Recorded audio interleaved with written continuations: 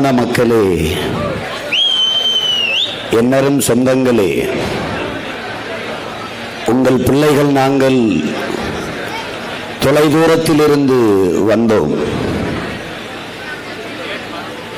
நாங்கள் தொலைத்துவிட்ட உரிமைகளை தேடி தேடி ஓடி வந்தோம்.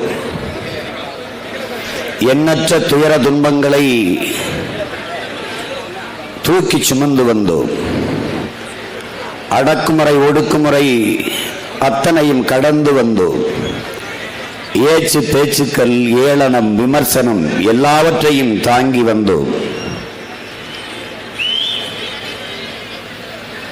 காரணம், அவதூறுகளை கடக்க இயலாதவன் அற்ப வெற்றியை கூட தொட முடியாது என்ற தத்துவத்தை படித்த நாங்கள், விமர்சனங்களை தாங்க முடியாதவன் விரும்பியதை அடைய முடியாது என்ற கோட்பாட்டை உள்வாங்கிய நாங்கள், எங்கள் நோக்கத்தில் தடுமாற்றம் இல்லாது, எங்கள் பயணத்தில் பாதை மாறாது உறுதியோடு வந்தோம். இங்கே வந்தோம், என்னரும் சொந்தங்களிடத்திலே வந்தோம். எதற்காக வந்தோம்? இழந்துவிட்ட உரிமையை மீட்க நிற்கிற உங்கள் பிள்ளைகளுக்கு உங்கள் மதிப்புமிக்க வாக்கை தாருங்கள் என்று கேட்க வந்தோம். எனதருமை சொந்தங்களே, என் உயிருக்கினிய என் உடன் பிறந்தார்களே, நாம் ஒரு அடிமை தேசிய இனத்தின் மக்கள். நமக்கென்று உரிமை குரல் எழுப்பவோ, நமக்கென்று ஆதரவாக கை நீட்டவோ யாருமில்லாது தனித்து விடப்பட்ட இனத்தின் மக்கள்.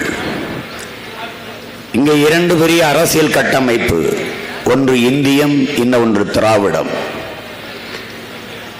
இந்தியம் என்பது இருந்ததில்லை, உருவாக்கப்பட்டது. திராவிடம் என்பதும் அதுபோல ஒரு கற்பிதம். ஆனால் இருந்த ஒன்றே ஒன்றுதான், தமிழன், தமிழனுக்கென்று ஒரு தேசம், நாம் ஒரு தேசிய இனம். இதுதான்.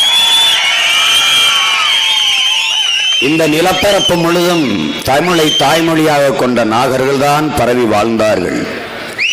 இந்த நாட்டை என் நாடு என்று சொந்தம் கொண்டாடி கொள்ள ஒரே ஒரு இனத்திற்குத்தான் உரிமை உண்டு, அது தமிழ் இனத்திற்குத்தான் என்று புரட்சியாளர் அண்ணல் அம்பேத்கர் அவர்கள் பதிவு செய்கிறார்.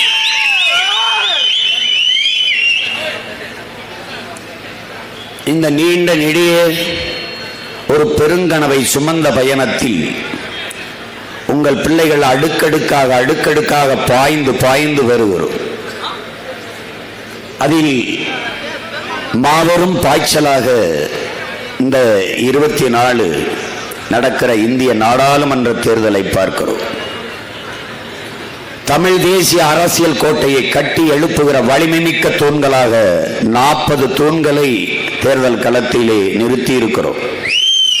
அதிலே 20 பெண் புலிகள், 20 ஆண் புலிகளை நிறுத்தி இருக்கிறோம்.